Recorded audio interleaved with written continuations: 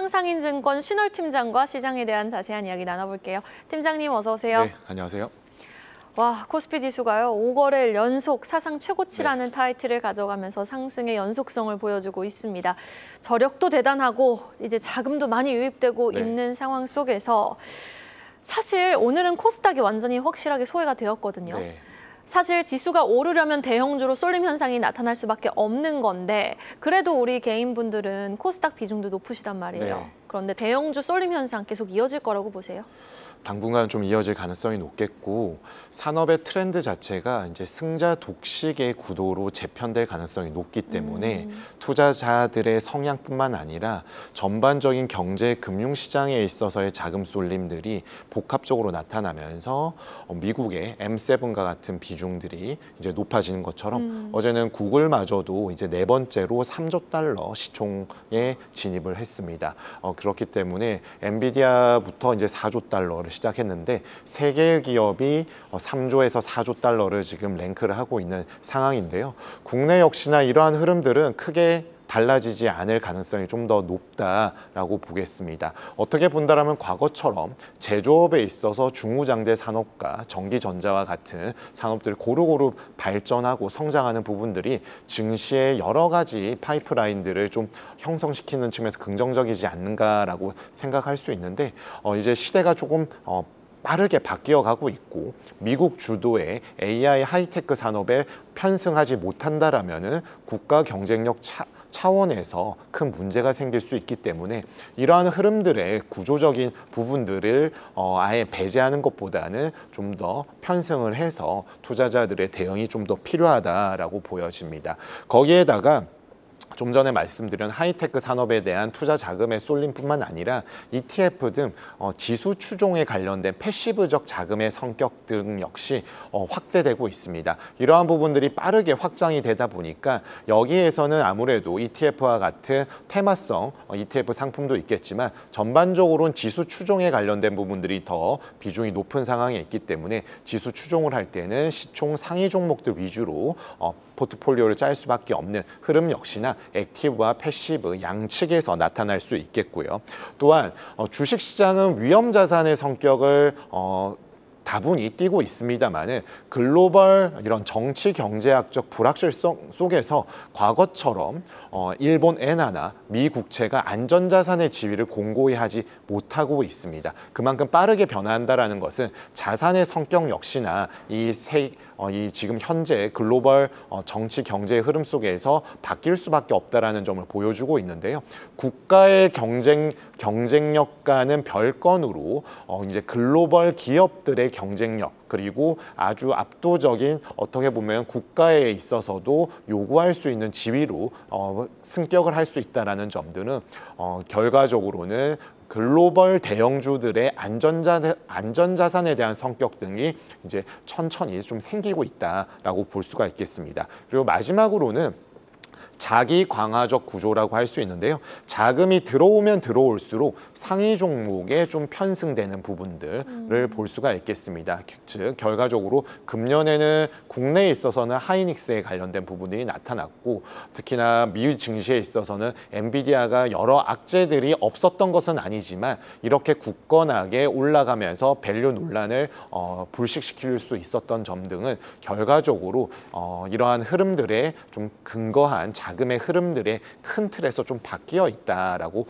볼 수가 있겠습니다. 다만 이제 코스닥에서의 이런 좀 소외감 이러한 부분들은 사실 좀 지금 구조적인 부분에 있어서 이미 누적되어 있는 부분을 일거에 해소하기는 다소 어려울 수가 있겠습니다. 특히나 개인의 자금이 압도적으로 높은 상황에 그리고 고금리에 취약했던 이런 코스닥에 편중되어 있는 산업 구조 등이 좀 약세 압력에 좀 노출될 가능성이 높았고 강세장에 있어서는 앞서 말씀드린 것처럼 대형주 그리고 AI 관련된 전기전자 관련된 부분들이 치고 나갈 때 좀 아무래도 편승하기가 좀 어려웠던 측면들이 있었는데요. 결과적으로 향후에는 코스닥 내에서도 실적이 뒷받침될 수 있는 수출 주도 업종에 대한 관심을 좀 더 가지는 것이 코스피의 현재 이런 계속해서 정고점을 경신하는 부분들에 좀 부합하는 전략이 아닐까라고 보여지고요. 또한 외인의 수급 역시나 코스피에 이제 확장이 되다 보면 좀 전반적으로 나빠지기보다는 긍정적인 흐름들이 나타날 수 있습니다. 그렇기 때문에 외인의 수급에 좀 추종하는 매매 패턴도 일부 가미하는 것이 필요하다라고 보여집니다. 자, 사실 수급적인 측면에서 아이러니한 부분이 있어요. 네. 지금 1,380원, 물론 지금 좀 떨어졌다 하지만은 1,380원대 라인에서 부담스러운 수준을 보이고 있는 환율에도 불구하고 외국인 오늘도 보셨죠. 네. 1조 7천억을 샀습니다. 네, 거래소에서. 지금 거의 6조 원 넘게 네. 오늘까지 합산해 보면은 외국인이 거래소에서 6조 원 넘게 산 거고 개인은 또 무섭게 팔고 있거든요. 네. 인버스에 베팅하는 모습 속에. 맞습니다. 이렇게 상반되는 두 대조적인 주체에 엇갈리는 현상이 함의하는 바가 무엇인지 궁금하고요. 네. 외국인이 맞는 걸까요? 개인이 맞는 걸까요? 투자의 세계에서 옳다 그르다는 사실 판단하기 어렵겠습니다만 우문현답이십니다. 투자 수익률에 있어서 어떠한 부분들이 사후적으로 좀 더 적절했는지를 판단할 수 있겠는데요. 네. 지금 이 투자의 시계가 다르기 때문에 외국인과 개인의 수급 패턴이 좀 상이하다라고 진단을 해볼 수가 있겠고요. 이러한 부분들이 이제 증시의 레벨이 계속해서 올라가고 있기 때문에 과거의 패턴이 향후에도 절대적으로 맞을 수 있다라는 그런 기존의 관념에서는 서서히 좀 유연한 대응이 좀 필요하지 않을까라고 보여집니다. 개인적으로 보았을 때에는 지금 외국인들의 흐름들은 정책적인 모멘텀과 실적 개선에 있어서 반도체와 AI 관련된 부분들이 함께 결부가 되면서 향후에도 좀 더 좋은 수급의 흐름들을 나타낼 개연성이 좀 더 높다라고 보여지고요. 구조적인 측면에서 본다라면은 개인들의 차익 실현 매물 출회는 아직은 당분간 좀 더 이어질 개연성이 좀 더 높다라고 보여집니다. 특히나 레벨에 대한 상향 조정을 반기는 것은 맞겠지만 올라가면 올라갈수록 개인들의 심리적인 부담감 그리고 과거에 내재되어 있었던 학습 효과 등이 차익 실현 매물 출회를 나타낼 수 있는데요. 먼저 이러한 외국인들의 수급이 긍정적으로 될 수 있는 부분들은 외인의 지금 코스피 내에서의 시총은 어제자 기준으로 33.3%를 가리키고 있는데요. 대형주 중심으로는 36%를 상회하고 있습니다.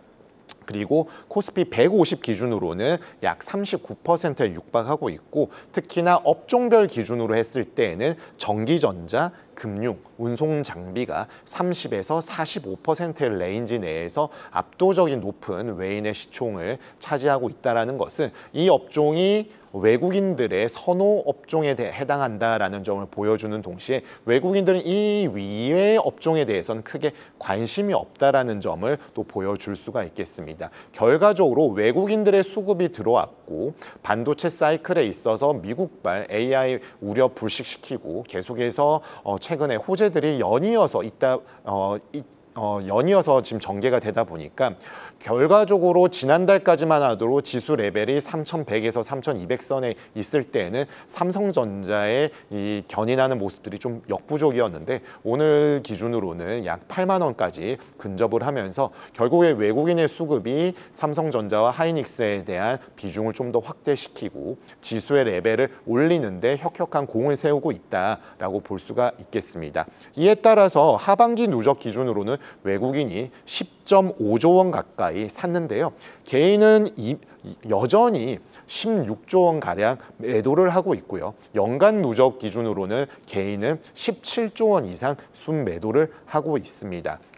이러한 흐름들은 지수가 올라가면 올라갈수록 여전히 차익 실현 욕구를 좀 더 충족시키기 위한 개인들의 플레이가 좀 더 나올 수가 있겠고 그리고 대형주 위주보다는 아무래도 좀 조방원과 같은 실적은 좋지만 테마와 스토리가 좀 결부되어 있는 그런 흐름들 그리고 변동성에 배팅하는 단기성 자금들의 그런 주식시장의 유입 흐름들은 구도적으로 여전히 아직도 높은 상황에 있기 때문에 이러한 흐름들이 바로 바뀌기는 좀 다소 어렵겠습니다. 그렇지만 지수 레벨이 계속 끊임없이 올라가고 AI 산업에 관련된 긍정적인 매크로 환경과 기업들의 실적이 현재보다 향후에 더 좋다라고 한다라면 외국인들의 수급에 의해서 개인들 역시나 좀 동행하는 흐름들이 과거보다는 조금 더 확대될 개연성 높다라고 볼 수가 있겠습니다.